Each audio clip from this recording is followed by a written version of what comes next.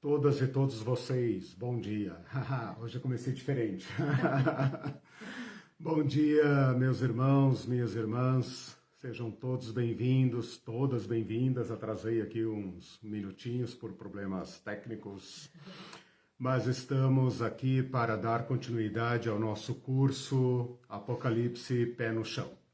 Estamos estudando já há 3 domingos, 3 aulas, o que eu estou chamando de sistema de dominação.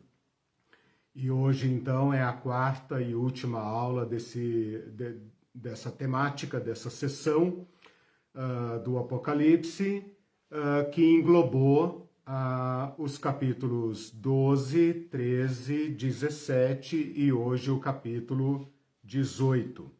Vocês devem ter percebido que se trata de uma sessão muito simbólica, né? Há sessões do Apocalipse que usam uma linguagem, digamos, mais comum, mas essa é muito simbólica e é necessário, é exigido de nós, estudiosos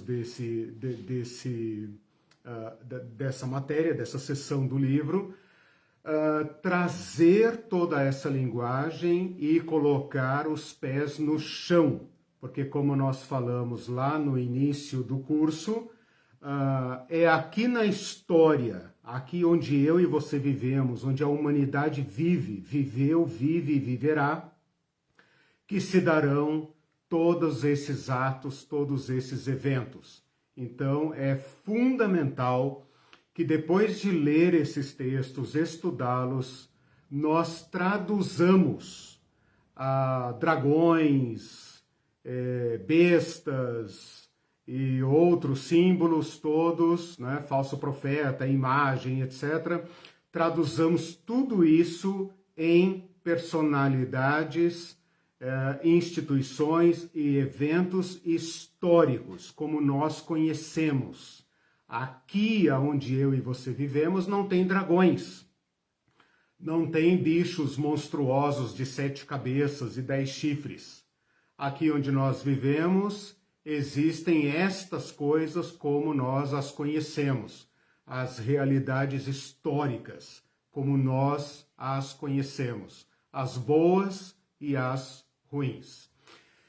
Fico feliz em vê-los aí, entrando na sala, se manifestando, reagindo. A Irene está aqui, daqui tua mão, para interagir com vocês. Bom dia a todos e todas. Vamos abrindo nossas Bíblias no livro de Apocalipse, capítulo 18. Enquanto vocês vão botando seus pés no chão, eu vou fazendo aqui uma interação. Acessar os comentários. Que nem sempre eu consigo. Os problemas técnicos aqui hoje, até agora eu não consegui nem abrir minha lição, mas deixa eu ver. Não, foi eu que escrevi, tá tudo bem. Bom, nós estamos então estudando o que eu estou chamando de sistema de dominação. Estudamos o capítulo 12, cujos personagens principais são a mulher e o dragão, e também o bebê que nasce. No capítulo 13, as 2 bestas, a besta que surge, besta fera, né, como eu tenho dito, que surge do mar ou do abismo, e a segunda besta fera, que é aquela que parece um cordeiro, mas fala como dragão. No capítulo 17, nós começamos uma abordagem com personagens, com pelo menos um personagem novo, que é esta mulher vestida e aparentada como uma prostituta, uma meretriz de luxo, né? Finamente vestida, finamente trajada, mas ao mesmo tempo uma figura assustadora, porque ela, no lugar de vinho, bebe sangue. Então você percebe que nós estamos aqui no território do absurdo, no território do simbólico. Eu falei para vocês que o capítulo 17 começa com o seguinte anúncio: vem, mostrar-te-ei o julgamento da grande meretriz que se assenta que se acha sentada sobre muitas águas. Estou lendo o capítulo 17, versículo 1. Porém, João tem a visão dessa mulher montada sobre uma besta fera. Essa visão é como se fosse um quadro parado, não tem movimento nessa visão. Mas quando o anjo fala que vai explicar o sentido da visão, ele gasta a maior parte do tempo explicando sobre a besta e as suas 7 cabeças e os 10 chifres, e praticamente esquece a mulher, que é o tema principal do capítulo, porque ele fala, vem mostrar-te-ei o julgamento da grande meretriz. Então eu expliquei para vocês que esta introdução do capítulo 17 serve para o capítulo 17 e capítulo 18. O capítulo 17 termina assim, a mulher que viste, só agora o anjo se lembrou da mulher, né?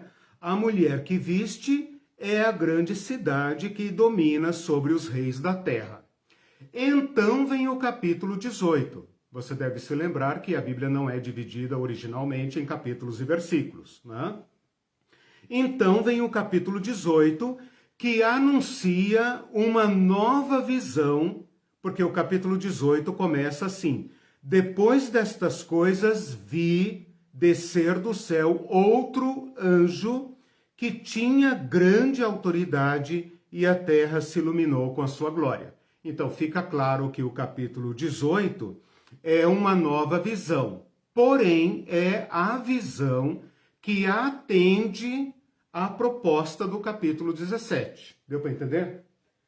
O capítulo 17 começa assim, vem mostrar-te-ei o julgamento da grande meretriz.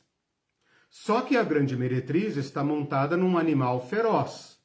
O anjo gasta boa parte do capítulo 17 explicando sobre o animal feroz e no capítulo 18, finalmente ele vai mostrar o julgamento, então, da grande meretriz. Se você olhar aqui no capítulo 18, versículo 2, fala assim, caiu, caiu a grande Babilônia.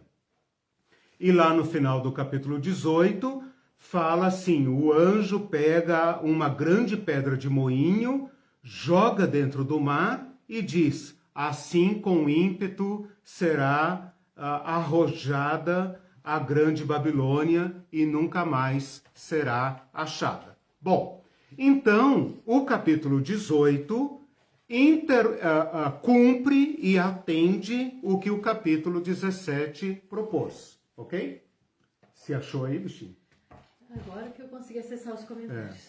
E eu tô dando aula de improviso porque o meu computador resolveu me dar um baile, mas vamos lá. Certo? Não atualizou? Não sei, não tá conseguindo abrir a lição, mas vamos lá. Bom, vamos seguir então aquela metodologia que nós sempre temos seguido, né? Antes de entrar no capítulo 18, bom, eu já juntei o capítulo 17 e o 18. Me acompanhe aí para você não se perder. O capítulo 18 pertence à temática do capítulo 17, tá? Embora na cenografia, digamos assim, ele vá apresentar um novo personagem, aquele personagem que vai executar o julgamento da mulher, tá? O anjo do capítulo 17 é aquele que fala assim, vem mostrar-te-ei o julgamento. No capítulo 18 aparece um novo anjo, descrito aqui como anjo poderoso, e ele então é o que executa, mas João está vendo, está assistindo. É uma visão. Não está acontecendo efetivamente nada, nem no passado, nem no futuro. Trata-se de uma visão. Nesta visão, nós temos uma mulher que é fictícia. Essa mulher está no nível do simbólico. Ela monta um animal, ao invés de montar um animal normal, como um cavalo, por exemplo, um cavalo elegante, luxuoso, ela monta um animal feroz, que indica que ela tem uma certa influência, um certo poder, um certo controle sobre esse animal. No final do capítulo 17, esse animal se volta contra ela e a mata. Porém, o capítulo termina dizendo: essa mulher é a grande cidade que domina sobre os reis da terra. O capítulo 18 não vai falar da mulher diretamente. Ele às vezes vai dar a entender que está diante de um personagem humano, digamos, um personagem individual, pessoal. Mas o nível simbólico da mulher passa para um outro nível simbólico. O que eu quero dizer com isso? Surge aqui uma nova figura. Qual figura? A figura da Babilônia. Mas a Babilônia continua sendo uma figura. Então preste atenção nisso. No capítulo 17, você tem uma mulher que está montada sobre uma besta fera. No capítulo 18, você tem uma cidade. Então a mulher agora, que é um símbolo, cede lugar a uma cidade. E esta cidade, de acordo com o capítulo 17, versículo 18, último versículo do capítulo 17, diz que é a cidade que domina sobre os reis da terra. Eu e você já intuímos aqui, já entendemos, e João e seu público também já entendeu muito claramente, que se trata de Roma. Ora, qual é a cidade que domina sobre os reis da terra? Naquele período, Roma, né? Hoje existe uma cidade que domina sobre o mundo? Não, efetivamente não. Existe um domínio sobre o mundo? Existe. Mas ele é uma cidade? Não. Então percebam aqui que nós estamos no nível do simbólico. E o João nos ajuda com esse simbolismo, por quê? Porque ao invés de falar diretamente sobre Roma, ele não está escondendo que é Roma. Ele não está escondendo. Porque quando ele fala que é a cidade que domina sobre os reis da terra, qualquer pessoa do século I e qualquer um de nós que estude o contexto não tem dúvida alguma de que essa cidade é Roma.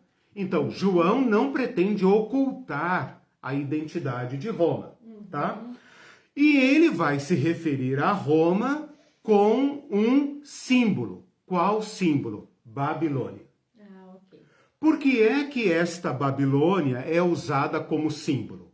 Porque ela representa a sede de um sistema que se opõe a Deus. É assim nas Escrituras, porque é nas Escrituras que esse símbolo está sendo usado. Então, a Babilônia da época de João não existe. Eu não sei se vocês sabem, mas a cidade de Babilônia, depois da queda do Império Babilônico, ela cai de importância, ela vira uma cidade normal, uma cidade importante, uma cidade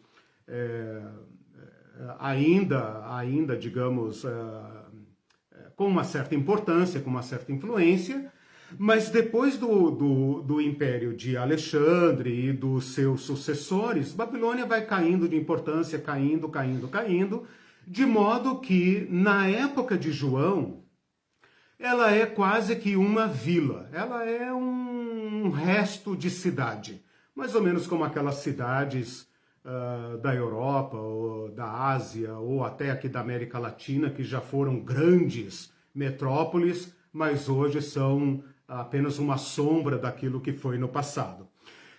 E esta imagem da Babilônia, que foi uma grande cidade, que foi um dos maiores centros do mundo antigo, e que presentemente se encontra em ruínas, com tudo que ela representa, em termos de mitologia, de astrologia, de religião, de política, de cultura, todo o seu reinado no Oriente. Lembra que ela está na civilização mesopotâmica, caldeia, suméria, então ela é sempre importante ali. Esta imagem da cidade é trazida por João como um símbolo. Então, neste capítulo, embora fale de uma cidade, nós ainda estamos no campo do simbólico. Este simbólico, na época de João, é Roma. Tá claro, é Roma. Não precisamos discutir longamente isso. Acho que vocês todos podem se convencer de que se trata de Roma, porque a chave está dada no versículo 18. Porém, não é Roma a cidade em si. Não é a cidade lá da Itália que tem as suas praças, o Coliseu e etc, e etc. A cidade geográfica de Roma. Mas é Roma no seu sentido ideológico. É Roma como sendo o espírito, lembra que eu falei de espiritualidade na aula passada? O espírito do império. Roma, na época de João e séculos antes de João e depois também de João, Roma é uma divindade. Ela é a divindade padroeira da cidade de Roma. Ela é a mãe dos imperadores. Ela é, digamos, o aspecto transcendental, o aspecto metafísico, o aspecto ideológico, portanto, o aspecto espiritual da cidade de Roma. Porque esse domínio não é geográfico. É geográfico também. Esse domínio não é político. É político também. Esse domínio não é militar, embora seja militar também. Mas esse domínio é ideológico. Resumindo, o que é que nós temos diante de nós? Nós temos aqui, para nós da América Latina, para nós do século XXI, nós temos nesta mulher que simboliza a Babilônia, que por sua vez se expressa na cidade de Roma, e para nós expressa o quê? A mesma realidade, a realidade a metafísica, a realidade transcendental, a realidade ideológica, portanto espiritual, que nos domina, que obriga as coisas a serem como são, sem que eu e você possamos interferir ou nos opor a isto como gostaríamos. Então, essa tradução é importante para que nós entendamos do que é que trata o livro do Apocalipse. Então, a mulher está aqui apenas como veículo simbólico para nos levar à Babilônia. Mas quando eu chego à Babilônia, eu ainda estou diante de um símbolo, em outro nível, mas ainda um símbolo. Eu preciso ultrapassar esse símbolo. Quando eu ultrapasso o símbolo da Babilônia, eu me deparo com Roma. Mas o que é Roma? Roma é apenas a cidadinha lá das 7 colinas da Península Itálica? Não. Roma é aquela ideologia que impôs ao mundo um modo de ser, que seduziu o mundo a se organizar e a funcionar daquela forma, com suas recompensas e também com suas consequências, né? O que eu falei? Com suas? Eu falei consequências 2 vezes?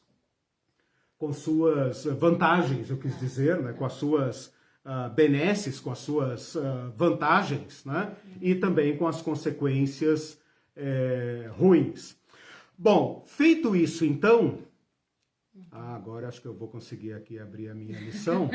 Feito isso então, nós estamos preparados para analisar a estrutura do capítulo, tá? Eu vou seguir... Recompensas, a Rosana. Você falou recompensas. Recompensas. Obrigado. Legal. Eu fiquei pensando, meu Deus, depois eu vou ouvir, eu falo assim, nossa, eu falei 6 com meia dúzia, né? Me perdi na... Recompensas, exatamente. Eu quis dizer assim, o sistema dá recompensas e também pune aqueles que não se submetem. Está lá a figura da besta fera, né? Aos seus adoradores ela faz, ela embriaga, ela seduz, né? Como uma prostituta, né? Que dá seus benefícios, seus prazeres aos seus amantes. Mas mata, lembra que ela se embriaga com sangue, é muito sangue, mata aqueles que se opõem a ela. Então é exatamente isso. Bom, com isso então, nós podemos entrar na estruturação do capítulo 18. Antes de mostrar ainda a estrutura do capítulo 18, deixe-me apenas dizer ainda que o capítulo 17 começa também a seção final do livro. Então, 17, 18, 19, 20, 21 e 22. É importante você entender isso pelo seguinte: o capítulo 17 e o capítulo 18, que foca na Babilônia como símbolo deste sistema de dominação, se contrapõe a uma outra cidade, que será apresentada mais ou menos da mesma forma no capítulo 21, versículo 9. Preste atenção na similaridade do texto. No capítulo 17, fala assim: vem mostrar-te-ei o julgamento da grande meretriz, Babilônia. O capítulo 21, versículo 9, o anjo fala assim: vem mostrar-te-ei a noiva, a esposa do Cordeiro. Então, a prostituta, de um lado, se opõe à noiva, a virgem do Cordeiro. Por outro lado, avançando para um segundo nível simbólico, nós temos Babilônia, de um lado, e a Jerusalém do outro. Qual Jerusalém? A de Deus, a do céu, não a Jerusalém terrena. Por isso não adianta mudar a embaixada para Jerusalém, cara pálida. Não é para orar pela Jerusalém lá da Palestina. É para pensar nesta contra-cidade, né? Que também é símbolo de uma outra civilização. Então é importante entender que a Babilônia representa um sistema e não apenas uma cidade, porque a Nova Jerusalém também agora vai representar, e nós vamos tratar disso na última sessão do livro, um outro sistema. Um sistema que tem outra inspiração, que não é do Drácula, não é do dragão, é do Cordeiro. Então aqui, só para você lembrar que quando nós estamos tratando desta Babilônia, nós estamos tratando de um oposto ao reino de Deus, né? Porque depois, então, vamos tratar da Nova Jerusalém. Bom, o capítulo 18, então, sem mais tardança, está estruturado da seguinte forma. Do versículo 1 ao 3, você tem a visão do anjo poderoso. Esse anjo, ele é descrito como poderoso e glorioso.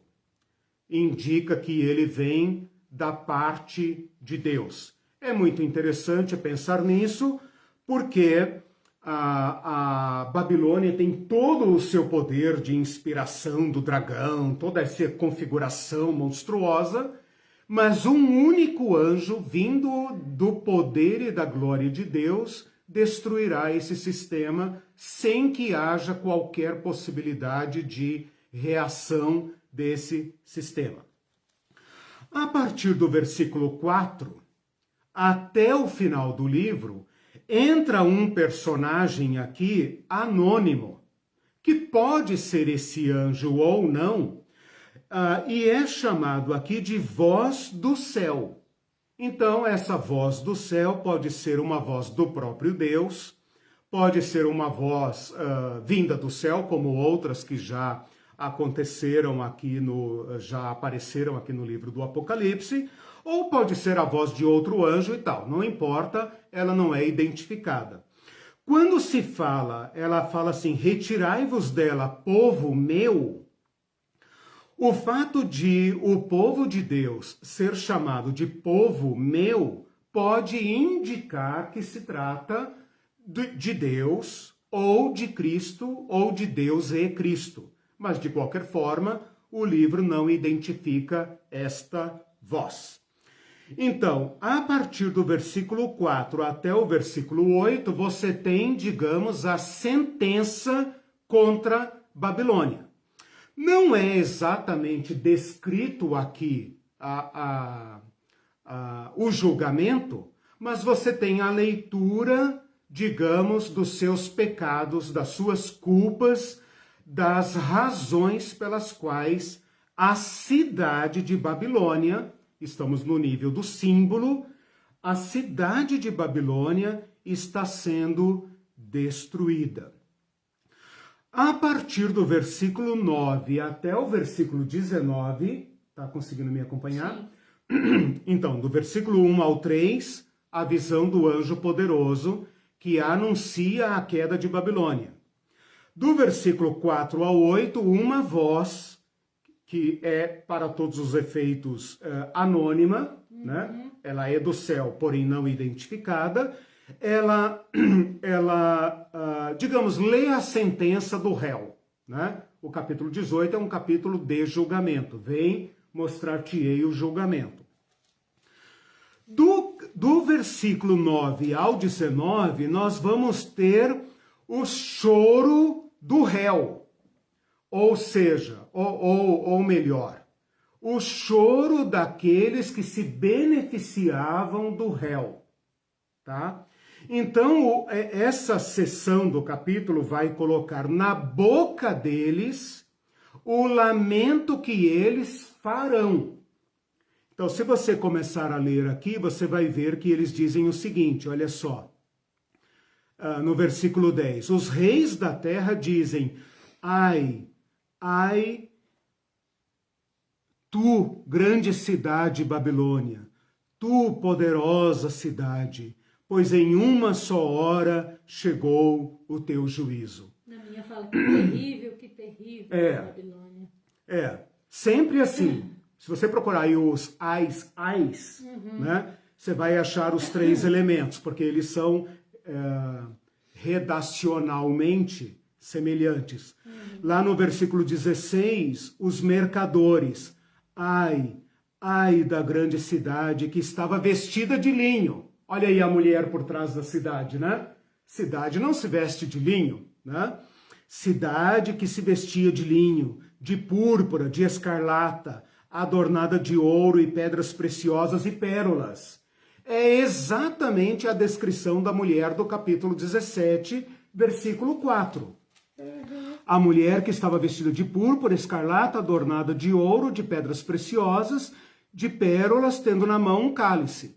Então, claramente, a mulher está por trás da cidade. Mas, como eu falei, no capítulo 18, a mulher dá lugar ao que ela representa, a cidade de Babilônia, que, por sua vez, é imagem do sistema de Roma e do sistema que Roma representa.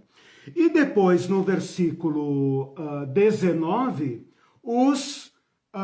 o pessoal das comunicações, o pessoal do transporte marítimo, os novos ricos também lamentam, ai da grande cidade na qual se enriqueceram todos os que possuíram navios no mar à custa da sua opulência. Então, deixa eu beber uma aguinha aqui. Do versículo 9 ao 19, com licença. Alguém falou para você comer maçã, você não está comendo. Os assistentes da minha voz aí. Do versículo 9 ao 19, você tem 3 grupos representativos daqueles que se embriagavam com a mulher. Como aqui nós não estamos mais falando da mulher, você está falando daqueles que se beneficiam do comércio luxurioso de Babilônia, ou luxuoso de Roma. Quais são esses grupos? Está escrito lá no versículo 9. Chorarão e se lamentarão sobre ela os reis da terra. Ora, os reis da terra são aqueles que apareceram no capítulo 17 como se prostituindo com a mulher e depois se voltando furiosamente contra ela e matando-a. Ok? No capítulo 18, eles aparecem agora não como quem agridem a mulher, mas como quem lamentam a tragédia da cidade que os afetará diretamente, porque mercadejavam com ela. No versículo 15, os mercadores destas coisas, que por meio delas se enriqueceram, conservar-se-ão de longe, pelo medo do seu tormento, chorando e pranteando. E depois no versículo 17, na parte B, todos os pilotos, todo aquele que navega livremente, os marinheiros, e quantos labutam no mar, conservam-se de longe e clamam, vendo a grande tragédia da cidade. Ou seja, vinha gente de fora também para... A mulher serve o seu vinho para todos os povos da terra, embriaga todos os povos da terra. No nível da cidade, comete abominações, né, e pecados com todos os povos da terra, mas quando a cidade é destruída, 3 classes de pessoas são os diretamente prejudicados. Quais? Prestem atenção e vai aí tentando interpretar. Os reis da terra, os mercadores, porque estamos falando de uma sociedade pré-industrial, né? Pré-capitalista, então os mercadores, e aqueles que são os beneficiários diretos, porque Roma é uma cidade à beira-mar, e quem se beneficiava com isso, quem enriquecia com esse tráfico, era os marinheiros. Eu falei tráfico, porque a palavra tráfico e tráfego é exatamente a mesma. Nós que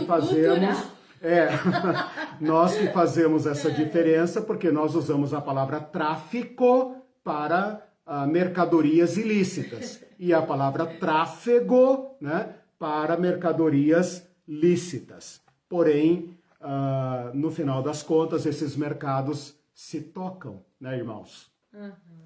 Bom, só para terminar então a estrutura do capítulo, do versículo 21 ao 24, ocorre a destruição da cidade de modo simbólico, tá?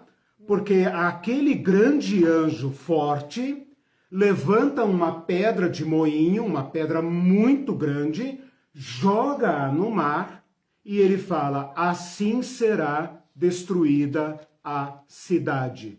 Porque ela fez isso, fez aquilo, tal, ok? Eu pulei ali o versículo 20, eu falei do 9 ao 19, né? O versículo 20 é uma antessala do capítulo 19, porque o versículo 20, ele está incrustado aí, digamos, mas ele está isolado aí, como se fosse uma ilha.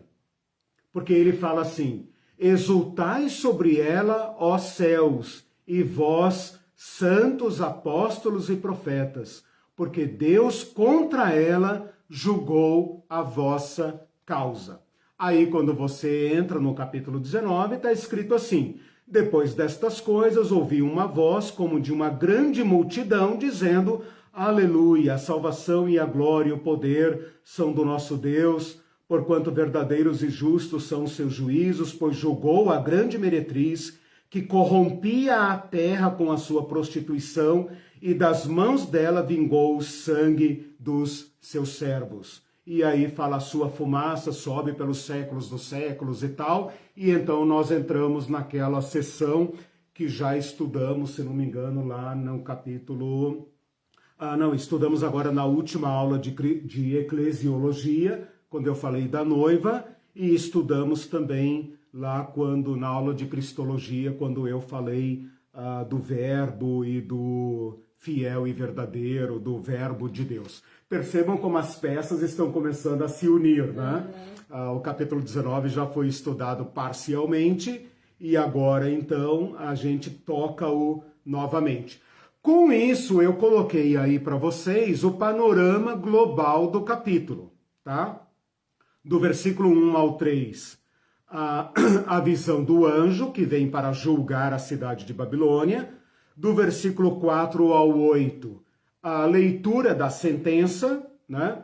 Do versículo 9 ao 19, o lamento daqueles que lucram com o sistema, a cidade-sistema, e no versículo 20, uma comemoração, né, uma pré-comemoração da justiça feita por quem de direito, que é Deus, em favor das vítimas, obviamente, né? E do versículo 21 ao 24, um ato profético, um ato simbólico, o anjo pega uma pedra e lança ao mar e diz: esse é o destino da Grande Babilônia. Se você leu ou ler depois o capítulo 18, especialmente essa seção dos lamentos, você pode pensar numa cena tipo o bombardeio de uma cidade, vamos supor, uma grande tragédia, um grande incêndio, o bombardeio de uma grande cidade e as pessoas assistindo de longe, das ilhas, ou como agora, por exemplo, o vulcão que está explodindo lá nas Ilhas Canárias, né? E as pessoas olhando de longe, aquela fumaceira, aquela tragédia, o fogo, olhando de longe e com seu coração despedaçado, não por causa da tragédia que está acontecendo, mas porque, ai meu Jesus Cristinho, meu lucro, né? Ai, minha mercadoria, com quem que eu vou, para onde que eu vou vender agora esse estoque todo, entendeu? Mais ou menos como as Torres Gêmeas de Nova York, que em 2001, né, completou-se agora 20 anos, né? 20 anos se completaram, né? Daquela tragédia que todo mundo viu. E todo mundo, meu Deus, a cidade, se aconteceu isso com ela, o que será de nós? Então é mais ou menos esta cena. Pode ser que João tenha em vista aqui o incêndio de Roma. Porque nos anos 60 e bolinha, 64 por aí, né? Nero, ocasionalmente, né, dizem que ele foi culpado, outros dizem que não foi, mas a cidade de Roma sofreu um incêndio gravíssimo que queimou metade da cidade, né?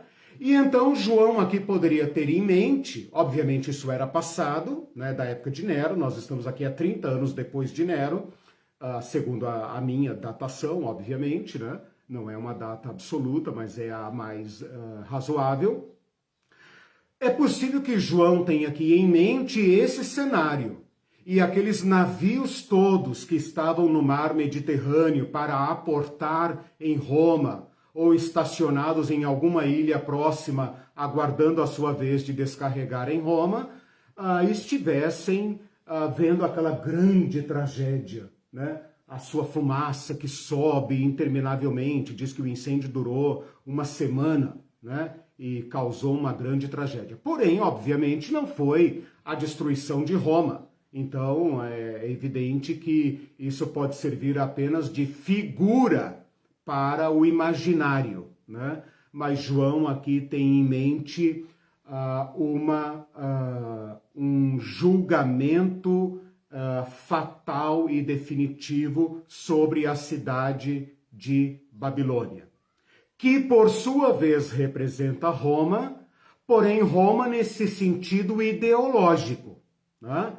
Ora, meus irmãos, vamos andar para frente agora um pouquinho. Roma não foi destruída desta forma, né? Roma, a cidade de Roma, não foi destruída desta forma. O império, de certa forma. Porém, quando uma cabeça é ferida, a besta levanta outra cabeça. Portanto, o sistema de nomeação vai muito bem, né? Ia falar vai muito bem, obrigado, mas não vou falar obrigado. Vai muito bem. Seus tentáculos, sua saúde está plena. Essa besta fera não pega Covid, né?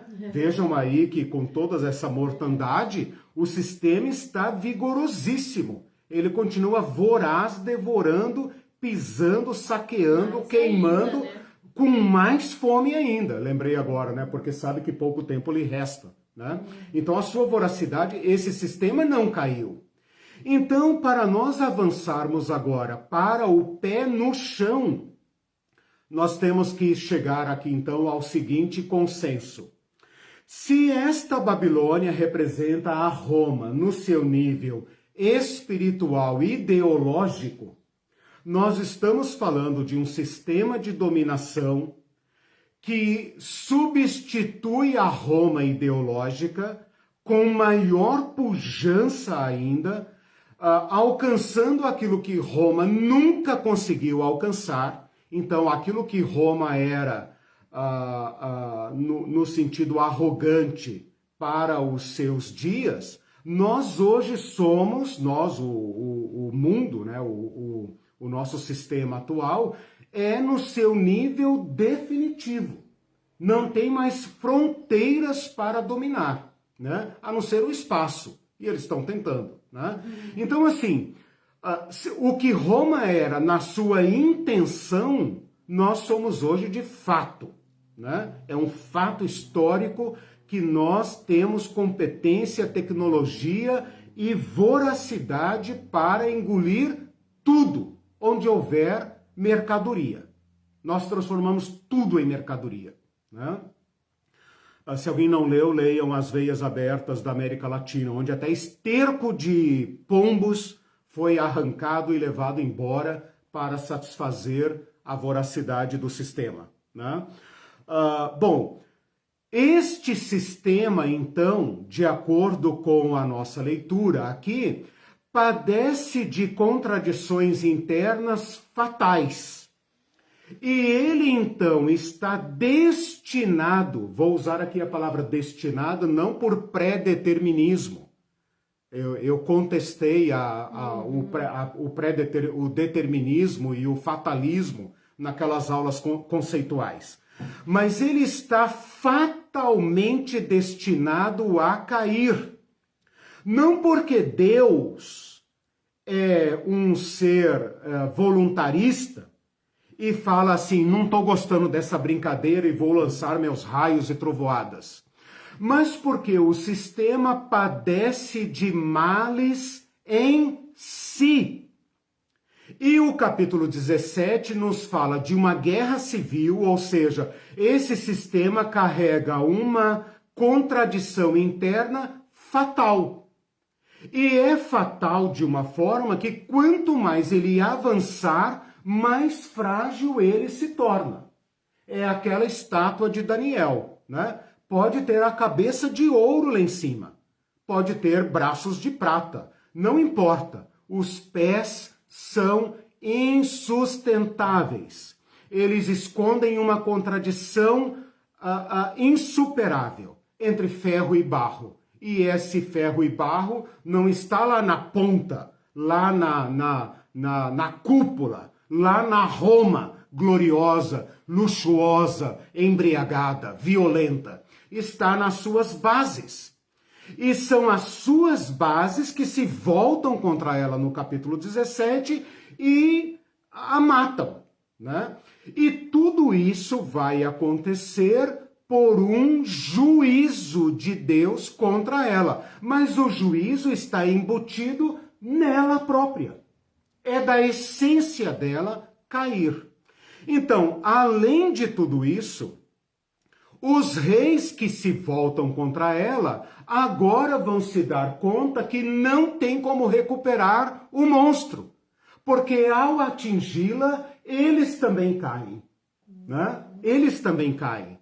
Então, o sistema é autofágico e ele vai cair completamente. Suas primeiras vítimas serão os poderosos, percebam na seção de lamentos, quem é que lamenta primeiro, né? E quem é justificado. Nela se achou, prestem atenção nisso.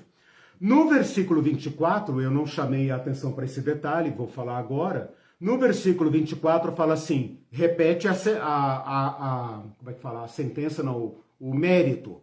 Repete o motivo da sentença. Fala assim, nela se achou sangue. Seu luxo era à custa de sangue. Lembra da prostituta vestida de escarlata, de púrpura, de joias, dourada de ouro, com cálice de ouro na mão, que estava embriagada de sangue?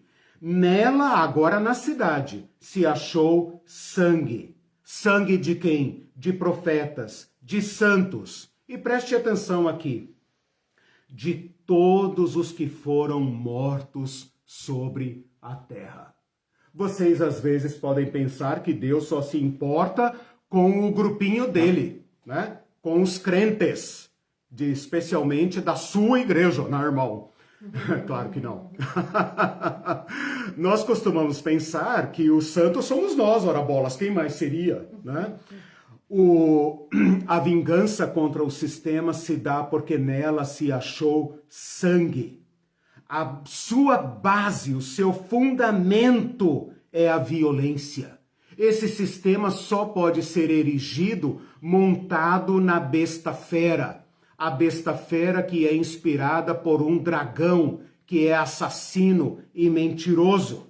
Nela se achou sangue de todos aqueles que pregam contra ela. Esses são os profetas. Aqueles que contestam o sistema dizendo, isso não está certo. Isso não está certo. Tem vidas humanas aí. Isso não está certo. Isso é trabalho escravo. Isso está causando morte. Isso está tirando o pão da mesa das pessoas. Isso não está certo. Também é sangue dos santos. A palavra santo, antes de ser aquilo que eu e você pensamos, tem o sentido de separado. Já vou falar sobre isso. Aqueles que não se embriagam, aqueles que não fazem parte, aqueles que não aderem, aqueles que não entram nesse sistema. E por fim, né? Não se embriaga, de sangue mesmo. Exato, linguagem simbólica. E por fim, todos os que foram mortos sobre a terra, todo o sangue, desde o sangue de Abel, a primeira vítima. Portanto, nós estamos falando aqui de um julgamento desse sistema, cuja base é a violência. E todo esse luxo com que a prostituta se veste é calcado na violência. Lá na outra ponta está rolando sangue. Quando você passa para a Babilônia, mesma coisa. O luxo da Babilônia é a pilhagem, o saqueio, o roubo, a destruição dos povos ao redor. Não há império sem dominação dos outros povos. Não há império sem saqueio, sem pilhagem, sem roubo, sem invasão e sem morte. A base de todo o sistema é a violência. E esta é a história da humanidade. E é este sistema que será julgado pelo Cordeiro, que é a vítima mor desse sistema, que é o representante de todo o sangue derramado. Quer se trate de mortes violentas diretamente, quer se trate da morte causada por outros meios, né? Por exemplo, matar de fome também é derramar sangue. Não é sangue no sentido do assassinato, mas é também uma forma de assassinato, cruenta. Bom, com isso eu fiz assim uma estruturação do capítulo, mostrei a sua lógica interna e até já arrisquei aqui uma certa aplicação, né? Que vai ficando mais ou menos óbvio, né? Na medida em que a gente fala. Então vou fazer uma parada aqui, porque agora eu quero falar sobre o que se espera dos santos, do chamado povo de Deus, e por que o juízo se dá sobre esses itens aqui, né? Por que essa prostituição simbólica? Como se dá essa prostituição? Como se dá essa feitiçaria? Lá no versículo 23 termina assim, olha: jamais se ouvirá em ti música, etc. Porque os teus mercadores foram os grandes da terra. Porque todas as nações foram seduzidas pela tua feitiçaria.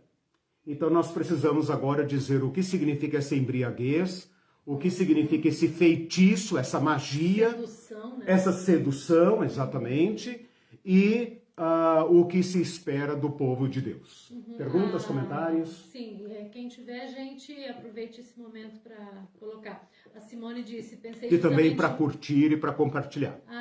Enquanto exato. você escuta. Pensei justamente no livro de Daniel. Sim, então, o Daniel é aquele que nos apresenta a Babilônia. O Daniel representa a fúria de Babilônia, a arrogância de Babilônia e também a resistência do povo de Deus. Quando eu falar aqui agora há pouco do povo de Deus, Daniel é o protótipo. Ela né? diz assim, daí lembramos da parte da estátua dos pés de barro no livro de Daniel, aparentemente fraco, mas que representa o povo que é Cristo. O que representa o povo que é Cristo? Acho que os pés, ela quis dizer. Olha, naquela visão, o povo de Deus vai ser representado pela pedra. Eu entendo, Simone, né? Eu entendo, Simone, que essa liga absurda entre ferro e barro fala da contradição interna do sistema. O sistema, ele aparenta poder, mas ele é fraco. Naquela visão, para ser fiel à imagética daquela visão, o povo de Deus é representado pela pedra que esmiuça a estátua e enche a terra. E justamente no lugar frágil, que é essa fragilidade que compõe as bases do sistema que você está dizendo. E a queda, o reino de Deus atinge o sistema humano na sua vulnerabilidade inata, né? E todo o sistema vem abaixo. Então essa é uma boa lembrança para o nosso estudo de hoje aqui, né? Muito bem lembrado. E Daniel é pano de fundo para esse nosso estudo. E só para aproveitar isso que a Simone perguntou, eu não falei e não vou me deter nisso, mas naquela parte em que eu analiso as fontes, tá, do Antigo Testamento, eu vou sugerir duas fontes principais para vocês lerem depois. Jeremias, não agora. Jeremias, capítulo 50 e 51, e Ezequiel, capítulos 26, 27 e 28. Para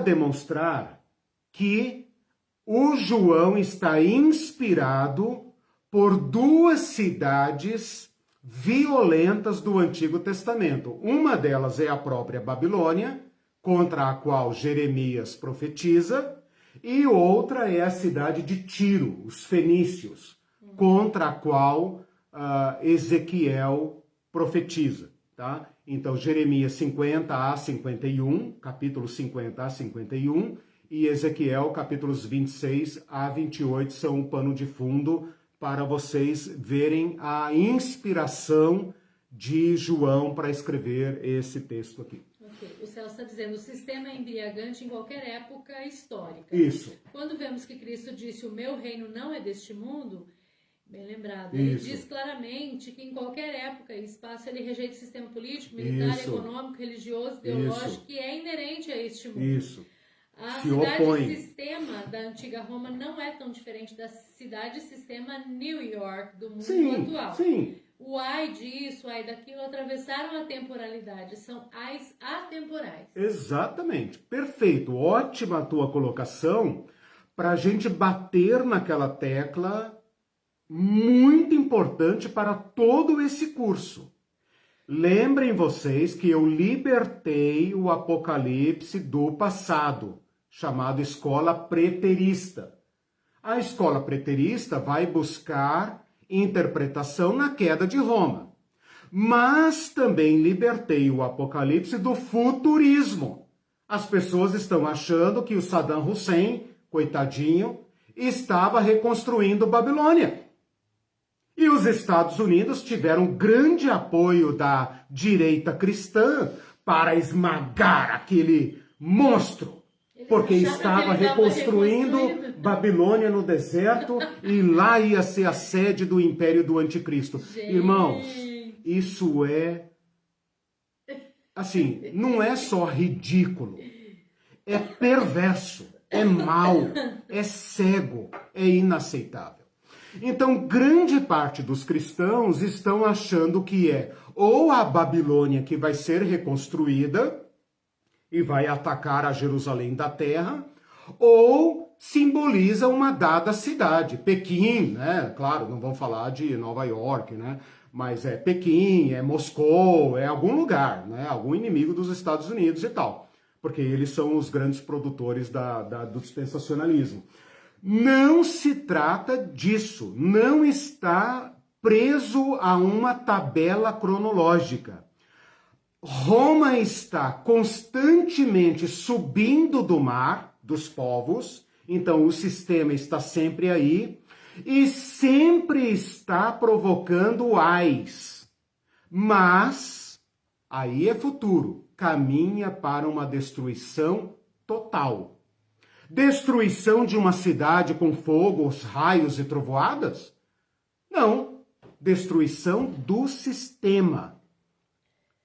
Gente, esse sistema que nos governa, que governa o mundo, é vulnerabilíssimo. Ele padece de contradições tão absurdas que hoje uma pane em computadores pode paralisar o mundo, pode nos colocar num verdadeiro caos. Outro dia caiu então, o WhatsApp, né? a nossa estátua hoje, a estátua que está erigida hoje, eu acho que os pés dela não são nem de barro mais, acho que já é de poeira. Ela está inclinando, assim, ela está... Entende? Nós estamos num sistema vulnerabilíssimo. Mas tente informar as pessoas que o sistema está ruindo. Tente informar as pessoas que esse colossal sistema vai cair e que os mansos herdarão a terra. Né? Então, muito bem lembrado, Celso, nós estamos falando de algo atemporal. Porém, caminha para um escatom. O escatom ainda não aconteceu, que é o quê? Esse sistema vai cair. Ele está balançando, mas ainda não caiu. Mas ele vai cair.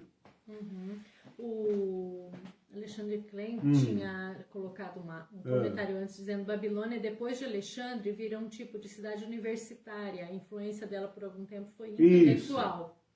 Isso, é verdade, é verdade. Mas tanto você já disse que não é só símbolo, não é a não, cidade mas em si. não, sim, não é, mas o comentário dele é interessante pelo seguinte: claro. A grande Babilônia vai entrando em decadência e tal, e ela vai murchando, né? A gente sabe de Babilônia, depois ela se torna um centro de judeus, né? Tanto que um dos Talmudes, né, Alexandre Klein, é Talmud babilônico, né? Então os judeus se refugiam muito lá. Depois, quando vem o império, os impérios imediatamente anteriores ao Islã, Babilônia já é uma cidade completamente sem importância, né? Hoje, por exemplo, né, Babilônia praticamente não existe, né? Um deserto, ela não existe. Mas para o povo judeu, da época de João, ela é símbolo da decadência, né? A grande gloriosa cidade caiu, não é nada mais, não representa nada mais. Então João está dizendo o seguinte: Roma tinha um apelido de cidade eterna, né? Roma é a cidade eterna. O João, aqui que entra a sabedoria do Apocalipse, João está dizendo, não, segundo a nossa sabedoria, a sabedoria da nossa tradição, vai cair. e vai cair arrastando o mundo consigo. Esta profecia de João não se cumpriu. Porque ela cai e levanta outra cabeça, cai e levanta outra, como o Celso falou. E que mostra lá que a visão das cabeças... Exatamente. Você fere uma cabeça, ela levanta outra mais forte ainda. Tá com plena saúde. Né? Mas nós que pertencemos àquele reino que o Celso falou que não é deste mundo, no sentido do sistema de dominação, não que não é do planeta. A maioria dos crentes acha que quando Jesus falou não é deste mundo, não é desse planeta, é do céu, é das nuvens. Jesus está dizendo, meu reino não é deste sistema. Meu reino não é inspirado pelo Satã que inspira vocês. Meu reino vem de outra inspiração, mas ele se dá nesse mundo, claro, né? Todos aqueles que têm essa sabedoria de Cristo, essa esperança de Cristo, esses sabem que o sistema vai cair. Então, quando a gente olha para essa besta fera que nos governa e diz, cresça o quanto crescer, destrua o quanto destruir, mate o quanto matar, vai cair. Por que eu digo isso? Sou profeta? Não. Estou dizendo isso porque todos os profetas antes de nós disseram isso. Todo que é inspirado por Satã vai cair. As leituras para a próxima aula você não explorou, né? Não, próxima aula não falei nada ainda. Só recomendei fontes do Antigo Testamento. Jeremias 50 e 51. Tá. Depois, quando eu colocar o esboço lá, vocês vão ver. E Ezequiel, capítulo 26, 27 e 28. Lembra que esta parte de de Ezequiel, é aquela que tem aquele texto do Éden, que todo mundo acha que é a queda do diabo, não sei o quê, né? É o 28, né? Quando ele fala sobre Tiro, ele fala de Tiro como se estivesse falando de um personagem inexistente, né? Assim diz o Senhor Deus, visto que te eleva o teu coração e dizes, eu sou Deus, e sobre a cadeira de Deus me assento no coração dos mares, e não passas de homem, e não és Deus, é aqui que está esse texto. Esse texto é buscado por João para dizer o rei de Tiro agora é o rei, é o imperador da atual Babilônia, né? O cara pousa de cabeça de ouro, ele acha que ele é a cabeça de ouro. A mulher lá, a prostituta, está vestida de ouro, né? Mas os seus pés são de barro, né? Eu sei do que vocês são feitos. Então João, com esta sabedoria do profeta, essa sabedoria jerusalemita, que se opõe ao sistema greco-romano, que adora homens, né? Esse sistema que diz, não, nós só reconhecemos um, né? Esse pode dizer, o sistema não se sustenta. Só pela justiça, lembra do salmista? A justiça e a misericórdia são a base do seu trono. Só a justiça. O José Márcio está nos Estados Unidos, mas está assistindo de lá. E você gostou muito desse raciocínio, meu reino não é deste mundo, teve uma nova visão sobre esse termo. Claro. E a Cristina Caetano disse, Senhor, não vejo a hora disso acontecer, né, de cair esse sistema. E a Simone Lima disse, se outros reinos estabelecidos caíram, acredito que todo reino opressor virá abaixo. Com certeza. E o Alexandre Klein, sugiro ouvir... Todo o que mata, todo o que oprime, cairá. E o Alexandre Klein, sugiro ouvirem Vai Cair, a Grande Babilônia, do Daniel do Amaral. Ah, legal, ótimo, ótimo. O que é? Um sermão? Não, é uma canção. Daniel Amaral é um cantor que ele nos apresentou naquele trabalho que ele fez lá, ótimo. Bota o link aí, por favor. Bota o link. Alexandre. Eu amei esse compositor aí e como é que é? Apresentado, executado pelo Alexandre e tal, foi quem me apresentou essa pérola, essa maravilha. Deixe-me fazer uma abordagem aqui agora, que é a seguinte. Vamos voltar então no texto agora para explorar algumas coisas. Primeiro, no versículo 2, o anjo fala, caiu a grande Babilônia e se tornou morada de demônios, de aves imundas, etc, etc, que é uma figura para dizer se tornou um nada, se tornou um grande deserto.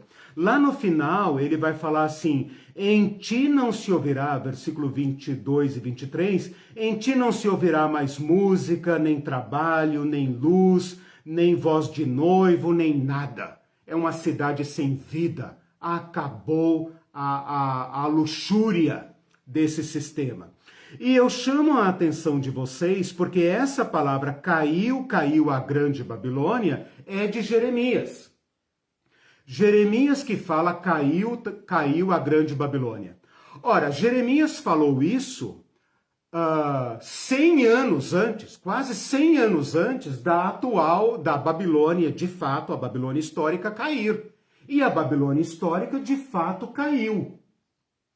Então o anjo fala aqui agora, caiu a grande Babilônia, ele está invocando o modelo babilônico, o exemplo da babilônica histórica. De fato, a babilônica história caiu da noite para o dia. Está escrito lá em Daniel 5, né? Eles entupiram o canal de água da cidade, entraram, tomaram a cidade sem guerra. Caiu sem batalha, né? Caiu a grande Babilônia. É uma referência histórica. Né? Há uma profecia que se cumpriu na história, tá? Dada por Jeremias. Quando o anjo fala que caiu a grande Babilônia, ele está querendo dizer o seguinte, assim como a Babilônia histórica caiu, assim também esse sistema caiu. E eu chamo a atenção aqui de vocês para o verbo no passado. Para Deus, esse sistema já caiu. Foi a Cristina Caetano que falou, né? Não vejo a hora de esse sistema cair.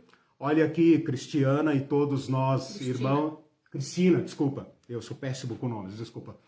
Eu coloquei a Ana, mas a Ana significa graça. Olha aí que bonito, né? Olha. Cristina é de Cristo, né? Que lindo. Cristina e todos os demais irmãos e irmãs, para nós que cremos, para nós que aguardamos novos céus e nova terra nos quais habita a justiça, para nós o sistema já caiu, nós o desprezamos. Ele não pode sequer nos ameaçar, porque nós desprezamos as suas ameaças. É isso que está escrito aqui no capítulo 12, que nós já estudamos, quando ele fala, eles, porém, o venceram por causa do sangue do Cordeiro. O maior erro que esse sistema cometeu foi matar a vítima que não poderia ter sido morta nunca, disse o apóstolo Paulo. Se eles tivessem sabedoria, nunca teriam matado o Senhor da glória. Mas porque derramaram o sangue de Cristo, Cristo traz consigo o sangue de todas as vítimas. E agora, mesmo que os ameacem de morte, eles não amam sequer a própria vida. Ou seja, tudo que o sistema pode fazer contra nós já não nos ameaça mais, porque o Cordeiro que foi morto vive. Eis que estive morto, mas eis que vivo, e tenho comigo as chaves da morte e do Hades pelos séculos dos séculos. Né? Capítulo 1, versículo 18, 19. No versículo 4, essa voz do céu fala uma coisa muito importante. Então aqui eu vou cumprir aquilo que eu falei do povo de Deus. Retirai-vos dela, povo meu, para não serdes cúmplices dos seus pecados e para não participarem dos seus flagelos. A moral aqui, a moral da história aqui é muito simples. Se participar dos pecados desse sistema, sofrerá os seus flagelos. Retirai-vos dela, povo meu, por duas razões. Para não serdes cúmplices dos seus pecados e para não participar dos seus flagelos. O que nós temos que pensar aqui, e aqui tem uma exortação para nós, é como é que nós saímos? Se você pensar, cara, do que você está falando, meu? Como é que eu saio disso? Ora, meus irmãos, esta palavra foi dita também pelos profetas. Isaías, Jeremias, eles disseram isso, retirai-vos, retirai-vos, saiam de lá. Eu quero dizer para vocês que nem na história foi possível cumprir isso. Por quê? Porque o judeu cativo não poderia simplesmente sair da cidade de Babilônia, ele não era livre. E quando Babilônia caiu, ela não caiu de modo trágico, de modo que tenha ameaçado qualquer cidadão que morasse lá dentro. Como eu acabei de falar para vocês, a Babilônia caiu sem guerras. Então, os judeus que estavam lá, o povo de Deus que estava lá, não sofreu nenhum arranhão. Inclusive, o Daniel passa da corte de Belsazar para a corte de Dario sem problemas. Então, esta ordem não tem cabimento no sentido literal, tá? Se você disser assim, não, mas lá a Babilônia tinha que sair, eles voltaram para a Palestina com Neemias, Zorobabel, etc, etc. Mas aqui, então, para João, não tem como cumprir. Primeiro, não tem como sair de Roma.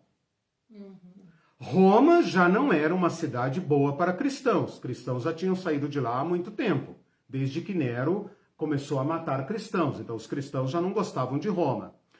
Por que João falaria para o povo da Ásia Menor, sai dela, povo meu, sai dela, povo meu, sai da Babilônia? Então, isso só pode ter um sentido metafórico. E aí engloba todos nós. E aqui você percebe a vantagem de usar a linguagem simbólica. Porque então, sair de Roma... todas as épocas, exatamente. Sair de Roma não significa sair geograficamente. Porque vocês percebem claramente que o problema da Babilônia ou da Roma, ele é transnacional. Todos os reis da terra, todos os povos da terra se embriagaram com ela ou foram enfeitiçados pelo seu comércio, pelo lucro fácil, pela violência que ela pratica. O lucro, as recompensas que ela oferece, compensa o sacrifício. Não reclame, trabalhe. Trabalhe para aumentar o sistema, para que haja mais exportações, para que o dólar não sei o quê, para que a bolsa não sei o quê. Trabalhe, não reclame. Trabalhe, trabalhe, trabalhe até morrer. Não se aposente. Vai, vai, vai, vai. Quando você ficar velho, o sistema vai dizer, morre, desgraçado, porque você está pesando na Previdência. Então esse sistema inebria a todos. Os que são jovens agora vão adoecer, vão ficar velhos. E o sistema vai cuspi-los fora. Como é que sai disso? Espiritualmente, ideologicamente. Então, tem que sair desse sistema. Tem que se opor a esse sistema. E aqui eu lembro o apóstolo Paulo, para não delongar muito, porque o tempo corre. Não vos conformeis com este mundo. Paulo está dizendo, lá para os cristãos de Roma, vocês estão aí, meus irmãos, mas vocês não pertencem ao império. Aí dentro do império, subvertam o império. Pratiquem o amor, pratiquem a caridade. A ninguém fiquem devendo coisa alguma a não ser o amor, porque o amor cumpre a lei. Então, não se conformar com esse mundo tem uma concretude histórica. Não se conformem com o Império Romano. Não se conformem com o capitalismo. Não se conformem com o neoliberalismo. Não se conformem com as leis do mercado. Não se conformem com a legislação trabalhista. Não se conformem com esse estado de coisas. Ora, eu não sou o sistema. Eu não tenho como mudar daqui para ali. Mesmo que eu saia daqui de Curitiba e mudar para outro país, não tem como. Mesmo que eu atenda essa maledicência dos irmãos bolsonaristas dizendo, vai para Cuba, nem que fôssemos para Cuba, nem que fôssemos para Venezuela, nem que fôssemos para nenhum lugar. A besta engoliu tudo. Todos são obrigados a beber do seu vinho. A única forma que eu tenho é pessoalmente subverter esse sistema. Lembro aqui outra fala, e agora de Jesus Cristo. Pai, esses que vocês me deram não são do mundo. Se fossem do mundo, o mundo os amaria. Estou citando de cabeça João 17. Mas, Pai, não peço que os tires do mundo. Não tem como tirar eles do mundo agora. Mas eles estão unidos a nós, Pai. E eu peço que o Senhor os guardes do maligno. Onde está o maligno, meu irmão e minha irmã? Está encarnado nesse sistema violento que mata, que diz para nós o que eu posso fazer. É assim mesmo. São as regras do mercado. É esse darwinismo social que sobrevive quem tiver que sobreviver. Como que eu vou pagar salários justos? Minha empresa vai falir. Aí está a Babilônia, com suas recompensas e com suas punições. Se você atender ao feitiço de Babilônia, ela te recompensa. Se você contraditá-la, ela te mata. E é isso que a voz do céu está dizendo. Saiam dela, povo meu. Não sejam cúmplices dos seus pecados. Não basta não amar Babilônia. Não tem muro aqui. Nem moro, nem muro. Não tem muro, isentão, isentona. Não tem muro. Se não sair dela aqui na mente, é cúmplice dela e corre o risco de sofrer os danos que virão sobre o sistema. Portanto, sai dela, povo meu. Eu acho que só a voz do céu pode nos mostrar como fazer isso. Eu coloquei diversos textos para mostrar isso para vocês. Um último detalhe que eu quero mostrar aqui é a lista do comércio. Para chamar a atenção de vocês, que talvez fiquem pensando assim, caramba, cara, por que essa fúria toda contra um negócio que dá certo? Dá certo, cara. E que eu sou obrigada a fazer parte. O Império Babilônico, outra, né? O Império Babilônico não impôs o culto ao povo. Ele não era um monstro. Ele era a maior façanha, a maior obra da engenharia política, econômica, militar da história antiga. Ele era algo que só poderia ter vindo dos deuses. É aquele mundo que nós sonhávamos pela primeira vez. Você tem todo o mundo conhecido, unido, podendo comercializar e lucrar infinitamente. Esse sistema produziu muitos milionários. Mas, por outro lado, gerou uma massa de pobres.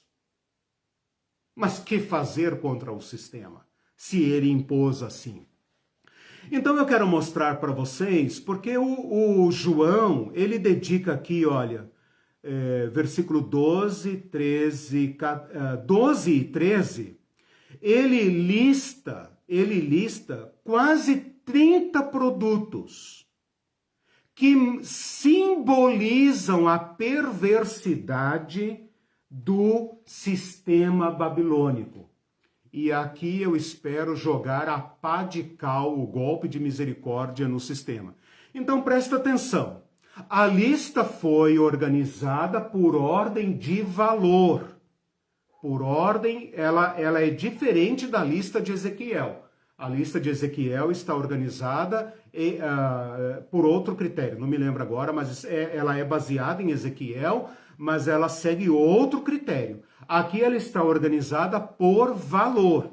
Então presta atenção. Os itens e produtos a serem comercializados. O comércio, a lista de commodities, a bolsa de Roma. Bolsa de valores. A bolsa de valores de Roma. Então vamos lá.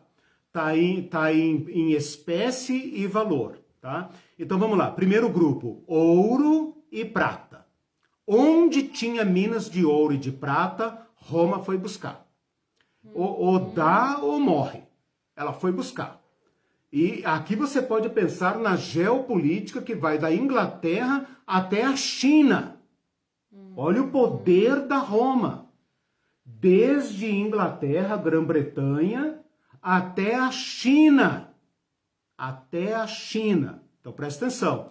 Ouro, prata, pedras preciosas, pérolas.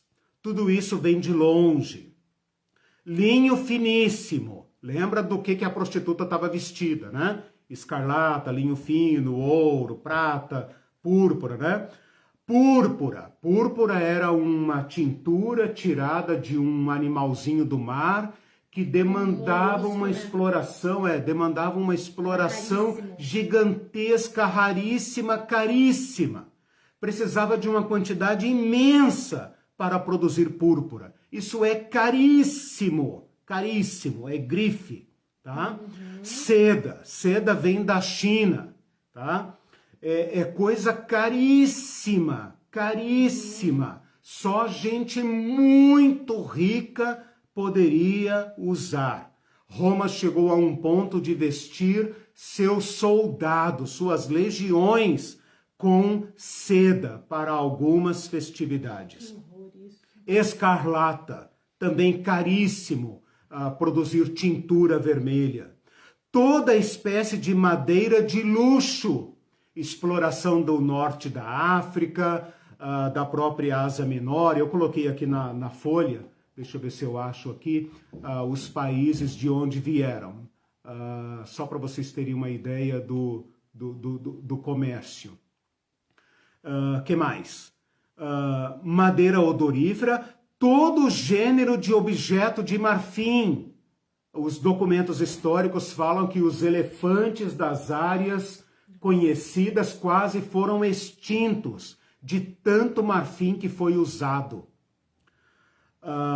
Era a coisa mais luxuosa em Roma usar mesas de madeira da África e pés de marfim com elefantes da Índia ou da África ou da Ásia Menor. Era tão caro que dava para comprar um grande latifúndio. Então você lendo aqui, você não percebe que está tratando de um luxo desvairado, extremo, né? Tem registros de Nero que derretia pérola no vinagre para tomar a pérola derretida só para exibir o consumo de algo caríssimo. Para fazer cocô em pérolas. Para fazer cocô em pérolas. Né? Então, assim, é luxúria ao extremo. Jesus. Toda a qualidade de móvel de madeira. Você pensa, móvel de madeira, caríssimo, caríssimo. Móveis, lembra? Bom, vocês lembram aí antigamente como que era ter móveis da Europa e tal, né? Esses móveis finíssimos e tal, importado, né? Que a elite brasileira gostava. Madeira preciosíssima, de bronze, de ferro, de mármore. Onde tinha estas coisas, as legiões de Roma iam buscar. E depois abria para o comércio, obviamente. Canela de cheiro, especiarias, incenso, unguento, bálsamo, vinho e azeite. Vinho e azeite é para consumo dos ricos, não é para consumo de pobres. Trigo, gado, porque Roma não produz trigo, então tinha que ir toneladas e toneladas de trigo para o povo de Roma, e o imperador distribuía trigo de graça para a elite, para milhares de famílias que eram seus protegidos. Então, toda a produção de alimento era escoada para Roma. Gado, ovelhas, cavalos, que era usado em guerra, em espetáculos, no exército e tal. Carros, que era também de luxo, carros de luxo para transporte do pessoal rico, escravos e até almas humanas. Os intérpretes não sabem dizer por que é que ele fala escravos e almas humanas. Mas a colocação destes itens de comércio, escravos e almas humanas, dá o tom desta lista. E este é o pecado do sistema. Comercializa tudo, monetiza tudo, até o tempo, time is money, né? Tudo é categorizado em termos de dólar, em termos de quanto custa, inclusive escravos. A escravidão está de volta ao noticiário, porque nunca acabou, né? Nunca acabou o comércio de escravos para prostituição, para exploração de mão de obra, para pedofilia, para tráfico de órgãos e etc. Mas João aqui dá uma nota da perversidade e até almas humanas. É a monetização de tudo. Não são apenas corpos, mas é também a mente das pessoas, a alma das pessoas, a vida e a morte das pessoas, até ao ponto de levá-las ao domínio completo. A besta não tem limites a não ser o domínio completo. Vou apenas dizer que um dos comércios mais lucrativos, e isso não aparece na Bolsa de Valores, um dos comércios mais lucrativos do mundo hoje é o tráfico de pessoas. Os negócios mais lucrativos do mundo são armas, drogas e pessoas. Pesquisem sobre isso. Essa é a face bestial do sistema, né? Então, assim, para todos os olhos embriagados, enfeitiçados, o sistema, nós estamos vivendo o auge do desenvolvimento humano. Só pelo apocalipto, só quando as cortinas se abrem e o vidente vê, é que ele vê o sangue, é que ele vê os pés do sistema. Para esse sistema ficar em pé, ele só se mantém porque na outra ponta está rolando muito sangue. No versículo 24 fala assim: pois nela se achou sangue. Nela se achou sangue de profetas, de santos e de todos os que foram mortos sobre a terra. O que esse capítulo está dizendo? Está dizendo que Deus julgará o mundo. Não o mundo planeta, o mundo sistema. Esse sistema padece de contradições internas letais, fatais. E pela visão do Apocalipse, nós podemos dizer, não se sustenta, vai cair. Vai cair. E o seu mal, o seu flagelo, vai alcançar a todos que foram enfeitiçados por ele. Todos os jatinhos, todo o comércio luxuriento, toda a grana do mundo que é gasta apenas para conforto, luxo, extravagância, produz na outra ponta a morte de mulheres, crianças, idosos, vítimas pela fome.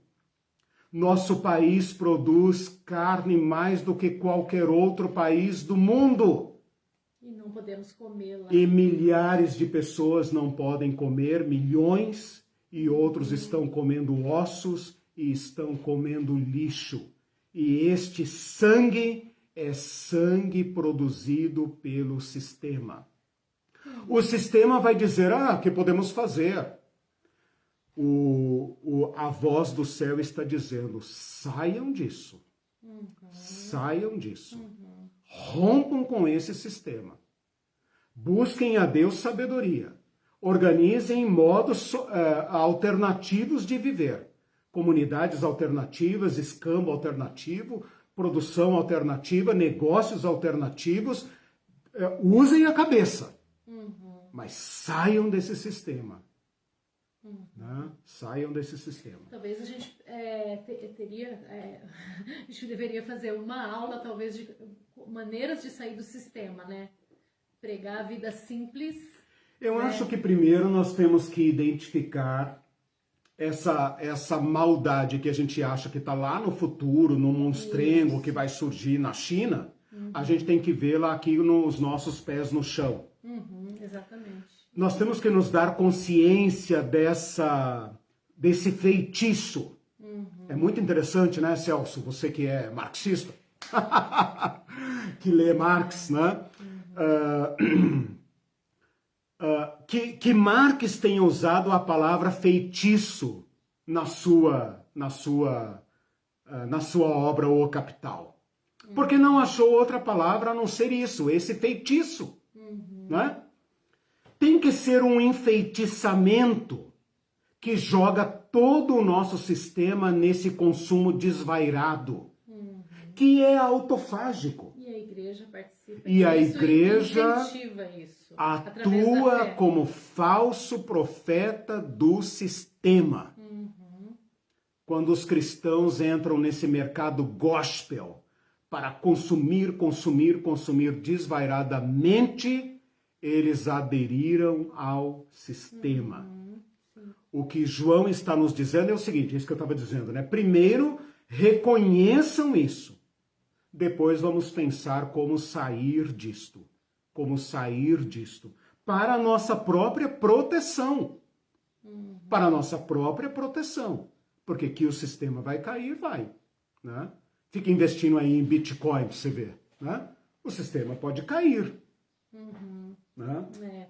Essa conscientização, ela é talvez um processo, né? Porque a igreja, ela estimula isso quando ela... A teologia da prosperidade é propaganda, por exemplo, né?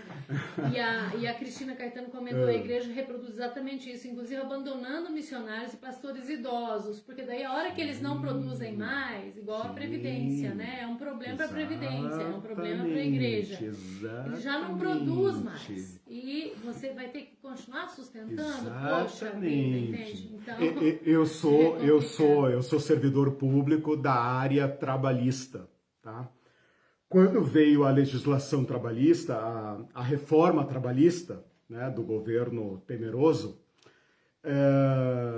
eu lembro que eu coloquei imediatamente no meu Facebook assim, empresários cristãos, vocês não são obrigados a adotarem a legislação trabalhista, não é obrigado, né? Vocês podem continuar praticando o bom direito do trabalhador, dando um bom ambiente de trabalho para os seus empregados. Aí eu conversei com um amigo meu que trabalha numa mega igreja. Ele falou, mas imediatamente. Adotado imediatamente. Então é nesse sentido, né? A igreja pratica as regras selvagens do mercado. Os patrões, os empresários evangélicos, cumprem as regras da Babilônia. A Cristina comentou ainda, essas maldades estão naturalizadas. Naturalizadas. O primeiro passo realmente é nos horrorizar com isso. Exatamente. Para isso tem que se curar da embriaguez. Tem que romper a feitiçaria que ele fala aqui no versículo 23. Seduziu os povos com sua feitiçaria. Então, todos nós somos inebriados para nos tornarmos indolentes. A palavra indolente me esbofeteia, porque a palavra indolente significa não sente mais dor. Nós somos narcotizados, anestesiados para não ver, porque o sistema nos dá recompensas para não ver. Nos seduz e nos embriaga. Então a Cristina está coberta de razão. Primeira coisa, o apóstolo Paulo, não se embriaguem com vinho, mas encham-se do Espírito. Não é o vinho do Chile, meu irmão. Esse não faz mal, a menos que você tenha problemas com o alcoolismo. É o vinho da besta. Esse vinho é sangue. O luxo da elite na outra ponta tem sangue. As roupas que eles vestem são feitas por trabalho escravo. As grandes grifes. Eu sou da área trabalhista, eu sei o que eu estou falando e vocês também sabem. As grandes grifes praticam mão de obra escrava lá no sul da Indochina, etc, etc. O Brasil pratica trabalho escravo aqui com os imigrantes da própria América Latina. Então, por que é que esse luxo todo não resulta em pão na mesa? Porque ele é feroz. Ele é inspirado por uma besta fera, feroz. Ele não tem limite. Ele vai produzir pessoas que vão pagar bilhões para dar uma voltinha de 10 minutos no espaço, sem sentir nada. Isso é chamado aqui na Bíblia, com todas as letras, feitiçaria. Feitiçaria. Não é isso que o pessoal pensa, né? E os pobres gostam. Não é isso. Tá lá no G1, os melhores momentos do voo da nave, que parece um órgão sexual masculino, né? Do não sei o que e tal. A pobraiada vibra, eles querem ver. Isso que eu ia comentar. Eu vou ler os comentários aqui que nosso horário está avançado, já estourou. mas eu queria comentar. Às vezes eu não sou da elite, né? Vamos dizer. Mas eu desejo as coisas da elite. Então, tipo assim, eu ainda não cheguei lá, mas eu vou lutar para chegar lá. Mas isso é horrível. Tem um lugar aqui, ó. Os marinheiros. Aqui no versículo 17 fala assim: todo piloto, todo que navega livremente, todo marinheiro também lamenta. Ele bota o barquinho dele no mar e tipo, eu também quero meu lucrinho. Eu vou transportar sangue para Roma. Para levar trigo para Roma, eu tenho que deixar o meu povo sem pão. Mas Roma paga. Roma paga. Por que ela paga? Porque ela rouba dos povos. Por que Roma enriqueceu? Saqueando os povos.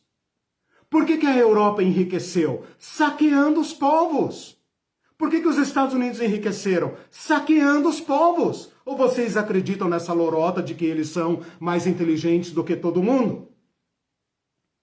É o saqueio que produz a acumulação. E que produz a exploração. Então não há riqueza sem miséria na outra ponta. Esse sistema é denunciado no Apocalipse como uma besta fera violenta. Um sistema autofágico.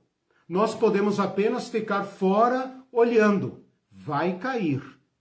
Pode ser que o nosso sangue seja derramado por esse sistema. Mas o nosso sangue vai continuar denunciando-o. Vai cair. No capítulo 16 fala assim, olha só. Tu és justo, ó Senhor, porque eras o santo que julgaste estas coisas. Versículo 6, 16, versículo 6. Porque derramaram sangue de santos e de profetas, também sangue lhes tem dado a beber, porque são dignos disso. Tem vários comentários agora, eu vou tentar... leia tudo e eu não falo mais nada, porque eu já falei muito, não deixei ninguém falar. Porque a indignação é geral, né? A indignação é geral, sim, né? Isso, por exemplo, a Rosana... Mas pelo menos eles entenderam o espírito da coisa. A outra Rosana, Prado Viana. Tá. Daí a indignação e a ira que me dominam por ver que os que se dizem de Cristo vivendo completamente imersos nisso, defendendo ferrenhamente as bases desse sistema, ou pior, se unindo aos seus métodos e sua sedução. Como podem dizer que seguem a Cristo se o agir e o ensinar de Cristo era o oposto? Exatamente. Realmente é a pergunta que nós fazemos constantemente. É a embriaguez. A Tatiana diz: creio que a liberdade de Cristo Jesus nos oferece é exatamente essa, de podermos de modo livre e consciente nos opor a esse sistema que na realidade ele já caiu, mas vai caindo até se consumar os séculos. Glória a Deus pela liberdade em Cristo Jesus, que possamos viver o reino em verdade, justiça e misericórdia, generosidade. Espiritualmente sair desse sistema e aderir ao reino de Cristo agora. Exatamente isso. E a Cristina, já li isso aqui, a Simone Lima, estão servindo de ornamentação para as novas mansões compradas. Desculpa, mas não tem como não pensar nisso enquanto o povo passa fome mendigando ossos. Exatamente. Nero fez isso, né? Nero matou e colocou para iluminar seus palácios. Então, o sistema é cruento, mas ele enfeitiça nossos olhos para ver o ouro. O ouro, a escarlata, a púrpura. João é que está vendo isso aqui. João é que está vendo o sangue. O sangue faz parte da revelação. Né? Se você falar para as pessoas que o nosso modo, o nosso estilo de vida produz sangue na outra ponta, ele talvez nem entenda, talvez até te rompa a amizade com você ou te expulse da igreja. E daí a gente fala assim, mas a economia está crescendo e o produtor de carne, o maior país, o povo não pode comer carne, a carne é exportada. E eu vi no mercado, eu tirei foto, botei no Facebook, linguiça, que é um subproduto da carne, por R$21, não era o quilo, era um pacote de 600 ou 700 gramas. Então, assim, por exemplo, né, um exemplo de conscientização, eu acho, né? Nós podemos pagar até R$50 no quilo da carne, nós até podemos, nós aqui, nós dois, nossa família, mas nós não compramos, porque nós nos unimos àqueles que não podem. Ontem teve uma promoção, nós compramos, vai durar até o Natal, porque eu dividi em bifes para comer só no domingo, porque eu tenho vontade, você não tem, eu tenho vontade. Com o sistema. Mas assim, rompemos, não comemos durante a semana a carne vermelha, então assim... Gente, nós temos que nos opor de alguma forma, né? E o Júlio Braga disse, é só ver as grandes empresas, grandes igrejas, devem milhões de impostos. Se devem tudo isso de impostos, quanto não lucraram? Inclusive eles recolhem, né, o FGTS, o INSS, eles continuam recolhendo, mas eles não repassam, então eles estão pegando dinheiro. Essa é a prostituição que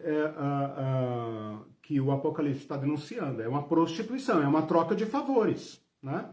Você me dá isso, eu te dou aquilo, eu pago, eu compro. Né? Por isso que eu apelo muito à vida simples. Exatamente. Essas coisas que vocês estão vendo aqui no vídeo, são latas recicladas. Né? Eu podia comprar coisas finas, né? Não, são latas e garrafas. Diversas maneiras de sair da Babilônia. Diversas maneiras de sair da Babilônia, exatamente. Isso. Romper com o luxo é uma forma. O luxo é inaceitável. Salvar o planeta é outra. O luxo é inaceitável. Qualquer luxo é inaceitável. A Fernanda fez um comentário aqui muito bacana que eu quero achar. Nós podemos ter carros menores, mais econômicos, nós podemos optar pelo mais simples, nós podemos abandonar marcas de luxo, né, para não beber deste sangue. Ela comentou o seguinte, 18.1, o sistema caiu, mas ele ainda serve de moradia e abrigo para certos viventes. A liberdade nos traz, sobretudo, responsabilidade de escolha, isso que nós estamos falando. Exatamente. Que possamos ficar atentos para não nos abrigarmos em alguns momentos no sistema babilônico e fazer dele nossa morada. Exatamente. Senhor, proteja nosso espírito, alma e coração. Amém. Amém. Amém. Deixa eu ver se tem mais algum aqui, daí nossa hora já foi. Eu vou colocar lá a folha, daí vocês vão ver que eu fiz apenas uma síntese de tudo, mas vocês entendendo agora, né, o espírito do negócio, a lógica do texto, né? Agora vocês podem ler com mais vagar. Com esta aula eu encerro a parte de bestologia, né? Que é o sistema de dominação. Lembra que nós estudamos o capítulo 12, 13, 17 e 18, e que é material muito denso. Né? Alguns de vocês assistem várias vezes a aula, eu acho ótimo, assistam, leiam, perguntem, porque era um material para ser dado em muitas aulas, e eu fiz assim uma coisa extremamente sintetizada, porque eu tenho consciência que, além de estar explicando o texto, eu estou desmontando uma escatologia que veio dos países do norte, que não podem compreender o lado da vítima. E nós somos, o hemisfério sul, o hemisfério vitimizado por esse sistema. Então, são os teólogos latino-americanos que têm essa perspectiva, esse modo de olhar. Né? Leiam as Veias Abertas da América Latina, do Eduardo Galeano. Amor, só 2 comentários últimos importantes. A Simone von Sosten. Acho que é assim que fala. Vejo a tentativa de sedução e feitiço quando, por exemplo, Paulo Guedes insinua que a privatização da Petrobras traria recursos para o público do Bolsa Família.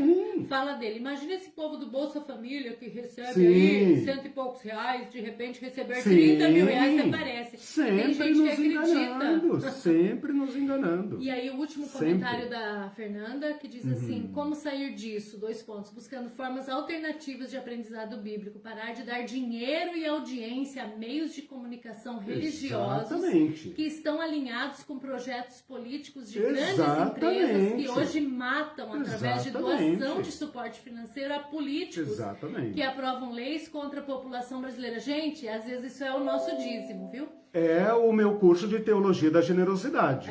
Tem um curso. Se vocês pararem de financiar esse sistema, ele cai. Exatamente. Eu digo isso rasgadamente, né? Já participamos de igrejas grandes e afirmo para vocês, não tem 1 centavo nosso lá. Mas os pobres comeram. Exatamente. Pobres comeram do nosso dízimo. Mas para granito, ar-condicionado e salários superfaturados, não tem 1 centavo. Amém. Abertamente. Ela diz assim... Isso é subverter a besta da terra. A besta da terra, o falso profeta. Teologia pé no chão não só fortalece nosso aprendizado, corações e mentes, Mas também nos ajuda a sair desse sistema de financiamento das repartições religiosas e grandes meios de comunicação. Exatamente. Eles usam o nosso dever de ser generoso para financiar seus projetos. Rompam com isso. Assistam as últimas aulas do meu curso de Teologia da Generosidade. Foi o ano inteiro passado, o ano 2020, para exortar os irmãos a cortarem o suprimento desse sistema. Eles vão cair. Os salários de 30 mil, 40 mil, 50 mil, 80 mil vão cair. Quem financia isso são os irmãos. Isso tem que ser cortado. Tchau para vocês. Falei demais. Tchau, gente. Boa semana. Deus abençoe. Tchau, tchau.